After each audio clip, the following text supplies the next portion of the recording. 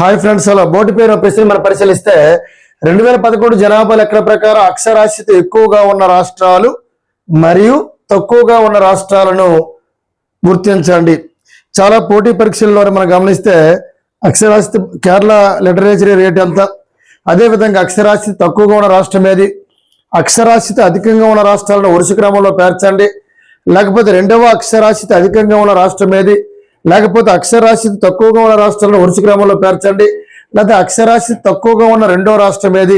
ఇటువంటి ప్రశ్నలు ఎస్ఎస్సి, జీడీ, అగ్నివీరు, గ్రూప్ 1, గ్రూప్ 2 రకరకాల పోటీ పరీక్షలో మనం చూసాం.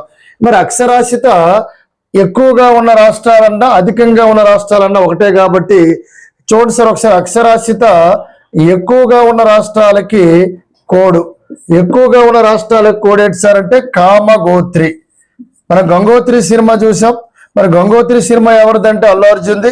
మరి ఈ సినిమా కామగోత్రి అనుకుంటే కా అంటే కేరళ లిటరేచరీ ఎక్కువ, తర్వాత మా అంటే Mizoram, second one is Mizoram, అదేవిధంగా గోవా, అదేవిధంగా త్రిపుర.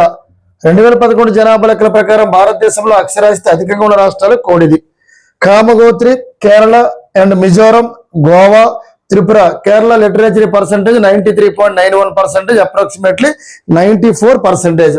మరి అక్షరాస్యత తక్కువగా ఉన్న రాష్ట్రాలకు కోడ్ ఏంటి సార్ అంటే బిఏ రాజా అని గుర్తుపెట్టుకో. బి అంటే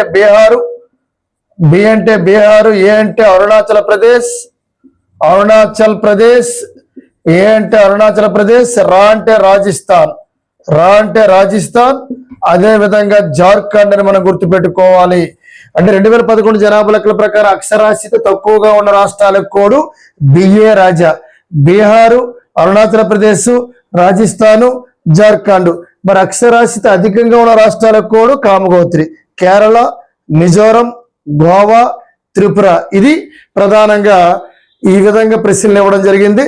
మరి నెక్స్ట్ మనం ఏ కాంపిటేటివ్కి వెళ్ళేసరి ఆల్రెడీ జనాభా పని చాలా కోడింగ్తో క్లాసులు పెట్టడం జరిగిందని మనం గుర్తుపెట్టుకోవాల్సిన అవసరం ఉంది. Thank you one and all.